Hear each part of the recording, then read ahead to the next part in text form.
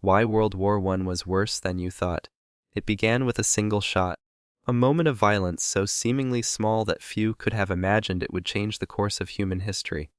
On June 28, 1914, in the city of Sarajevo, Archduke Franz Ferdinand of Austria-Hungary was assassinated. His death ignited a sequence of events that would unravel the fragile peace of Europe, plunging the continent into chaos.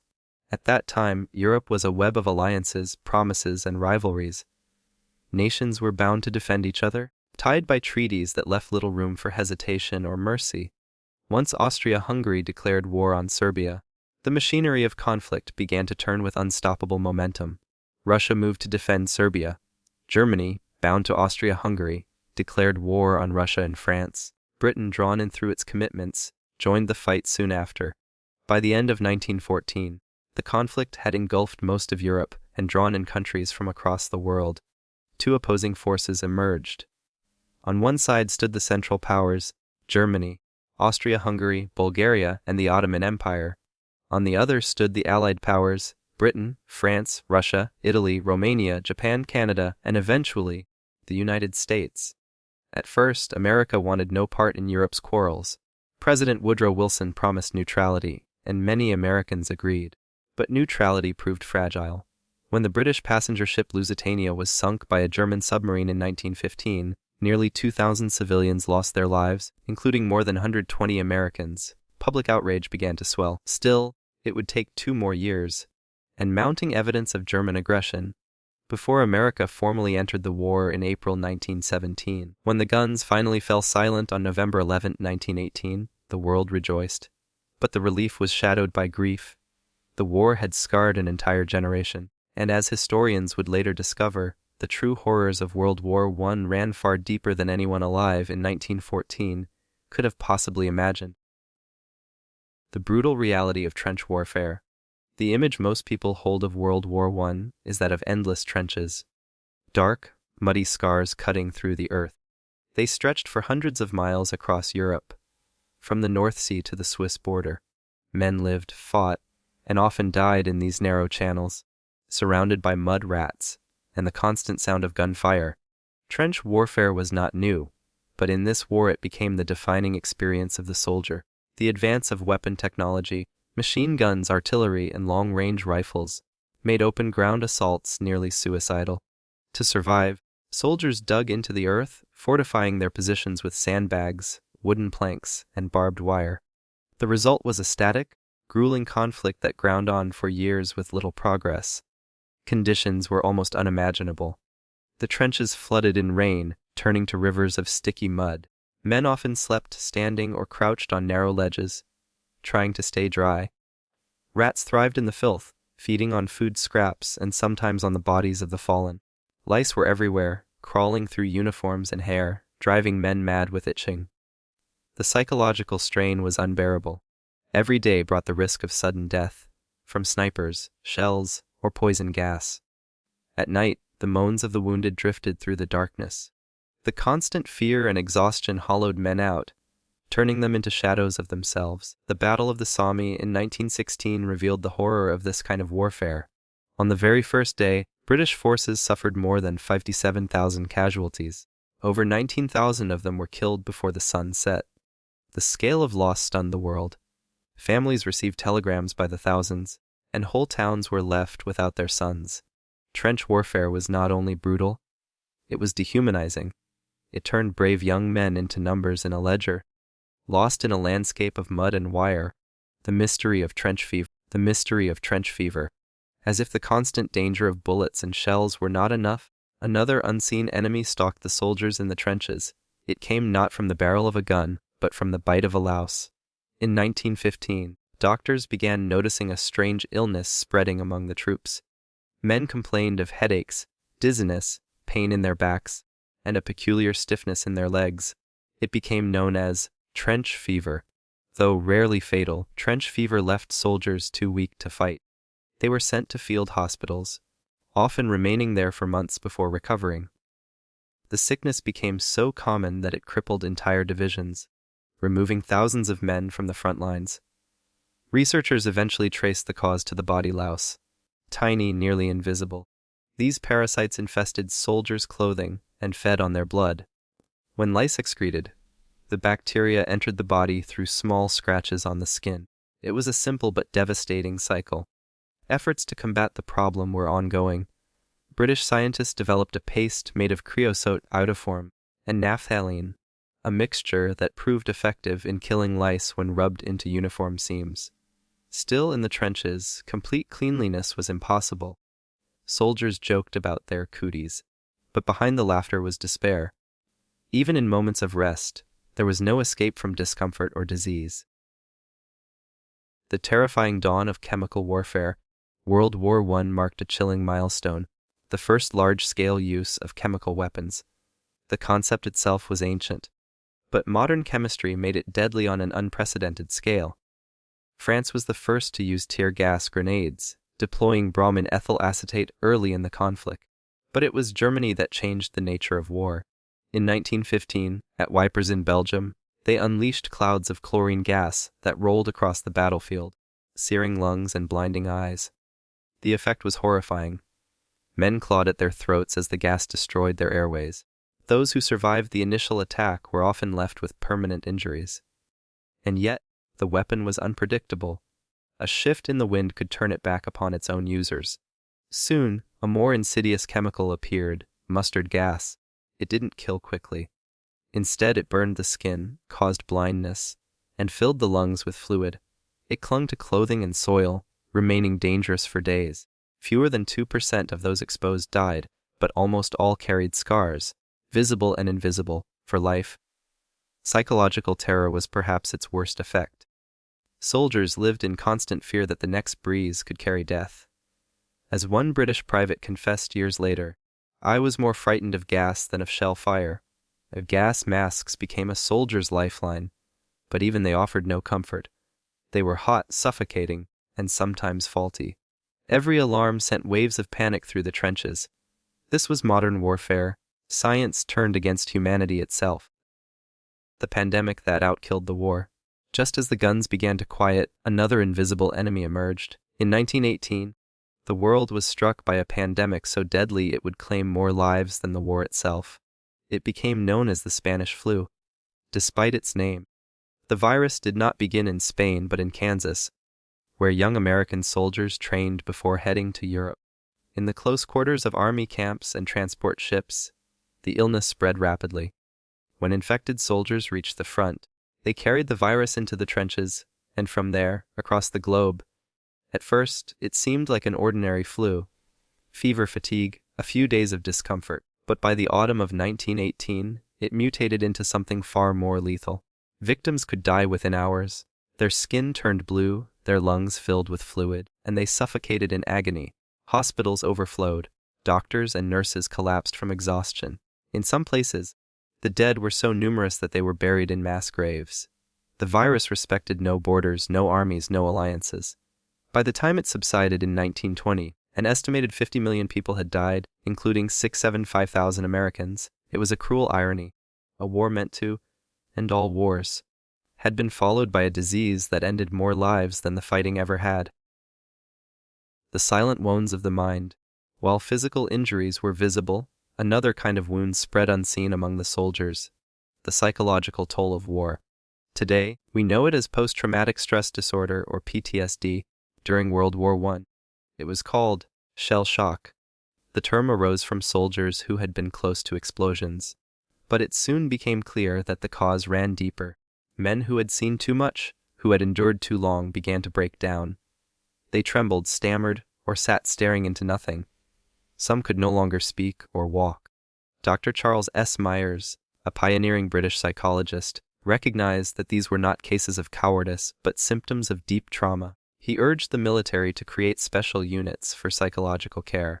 But many officers dismissed the idea. To them, fear was weakness, and weakness was unforgivable. Thousands of soldiers were sent back to the front, untreated. Some deserted and were executed. Others lived with nightmares for the rest of their days. The war had changed not only how men fought, but how they felt, and how they suffered. War crimes and human tragedy. As the war raged on, the violence often crossed boundaries that no civilized world should ever cross. Behind the front lines, far from the trenches, entire populations suffered in silence. Among the darkest of these events was the Armenian genocide. Within the crumbling Ottoman Empire, the Turkish government saw an opportunity to reshape the population according to its nationalist ideals. Armenians, a Christian minority, were accused of disloyalty and collaboration with the enemy. In 1915, deportations began. Men were executed, women, children, and the elderly were forced to march across deserts with little food or water. Many died along the way. Others were killed outright. By 1922, when the massacres finally ended, as many as 1.5 million Armenians had perished. Those who survived scattered across the world, leaving behind villages and churches that would never be rebuilt. The world knew, and yet little was done. The genocide would become a grim warning of what unchecked hatred could do, though it would not be the last of its kind. Elsewhere, in occupied Belgium, German troops carried out atrocities that shocked the international community. Civilians were executed without trial. Entire towns were burned to the ground.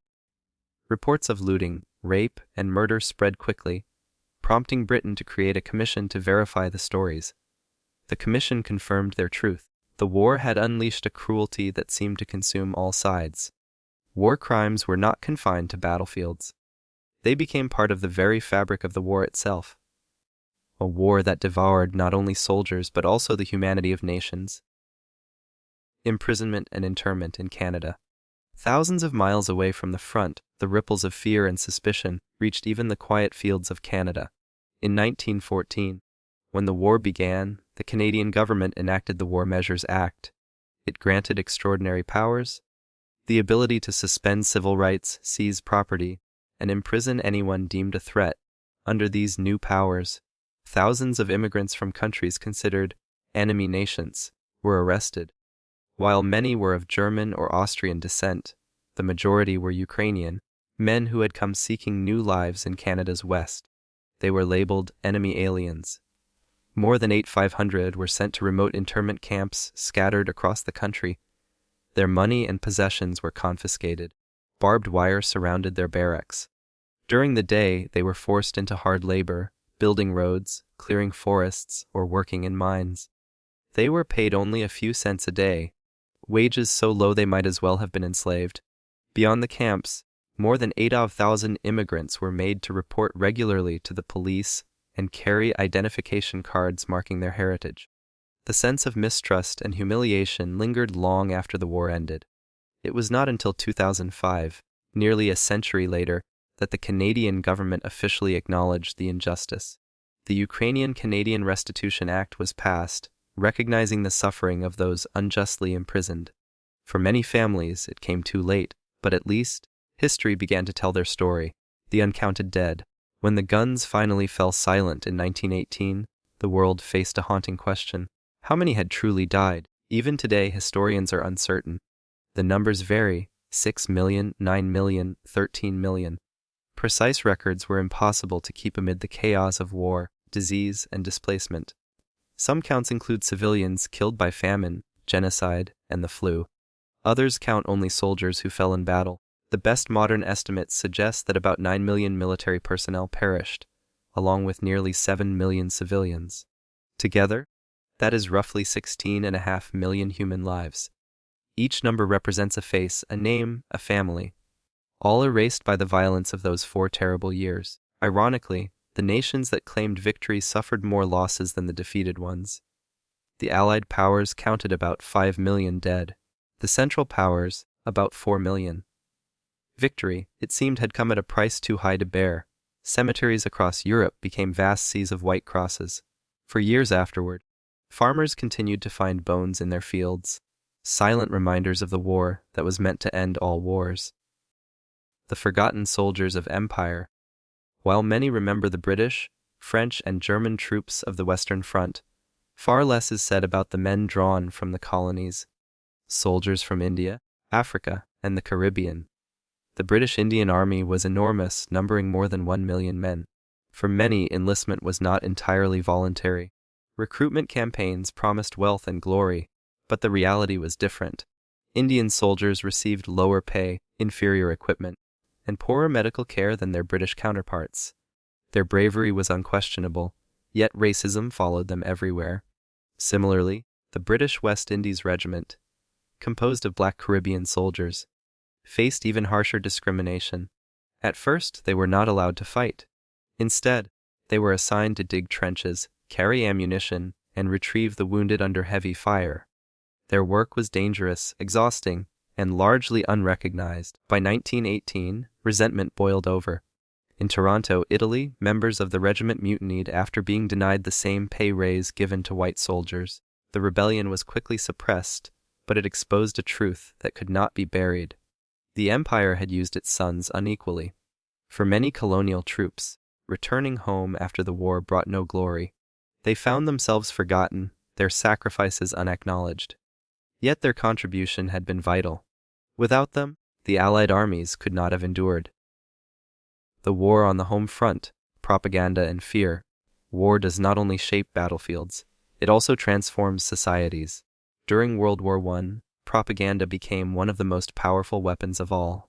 In the United States, President Woodrow Wilson faced a divided nation. He had been elected on a promise to keep America out of Europe's wars. Now he needed to convince his people to fight. To do this, he turned to George Creel, a journalist and master of persuasion. Creel was placed in charge of propaganda and censorship, heading the Committee on Public Information. He believed that if Americans could see the war as a moral crusade, they would support it wholeheartedly. Soon, posters appeared across the country. They depicted German soldiers as monsters, guerrillas clutching helpless women, bloodied bayonets gleaming. Pamphlets and films told heroic stories of brave American boys defending civilization itself. It worked. Recruitment soared. Factories produced weapons at record speed. But there was a darker side. The same propaganda that inspired patriotism also fueled hatred. German immigrants were attacked in the streets. Churches that preached peace were burned. People accused of disloyalty were tarred and feathered by mobs. Even those who spoke out against the war risked imprisonment. Freedom of speech shrank beneath the weight of fear and anger. The power of propaganda was undeniable, but so were its dangers. In trying to unite a nation, it had also taught that hatred could be justified if wrapped in the flag. The harsh hand of military discipline. For the soldiers who fought, fear came not only from the enemy but also from their own armies. Desertion, leaving one's post, was seen as the ultimate betrayal. Yet for many men, the horrors of the front simply became too much to bear. In the British Army, about 10 out of every 1,000 soldiers tried to desert. Some were caught, tried, and executed by firing squad. In total, 266 British soldiers were shot for desertion during the war. Private John Macaulay, a Scottish soldier, witnessed one of these executions. He later wrote of recognizing the condemned man. A comrade he had trained with, now tied to a post before dawn.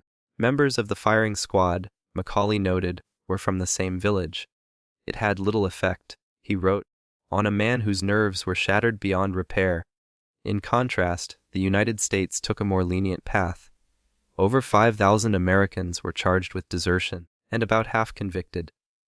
24 were sentenced to death, but President Wilson commuted all their sentences. No American deserter was executed. Still, the fear of punishment hung over the trenches. For men already broken by war, it was one more shadow in an already endless night. A legacy of suffering and memory. When the armistice was signed on November 11, 1918, church bells rang and crowds filled the streets. The Great War was over, but the world that emerged was not the same. Millions returned home to ruins, shattered towns, broken families, and landscapes scarred by shells. The optimism of the early 20th century had vanished. Empires that had stood for centuries collapsed. Austria-Hungary, the Ottoman Empire, the Russian monarchy. New nations rose from their ashes, uncertain and fragile. For the survivors, the scars ran deep. Many could not speak of what they had seen. Some found solace in silence. Others sought to remember, building memorials and writing letters to the dead. The generation that lived through World War I would forever carry its memory. They had witnessed the first modern war, a war of machines, chemicals, and mass destruction. And though they called it the war to end all wars, the peace that followed would prove fragile. Barely 2 decades later, the world would be at war again. Conclusion: the great lesson of the Great War. Looking back now, more than a century later, the First World War stands as both a tragedy and a warning. It showed the heights of human courage and the depths of human cruelty.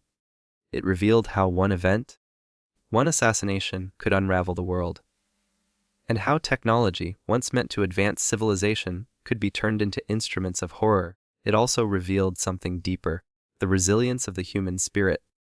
Despite the suffering, people rebuilt. They mourned, remembered, and carried on. They planted flowers in fields once filled with barbed wire. They built monuments where soldiers had fallen, and in their grief they found resolve. Every November, as the world pauses for remembrance, poppies bloom once again. They remind us not only of those who died, but of what humanity must never forget. Because World War I was worse than most could imagine, and remembering its lessons, in peace, in sorrow, in humility, is perhaps the only way to ensure that such a war will never happen again.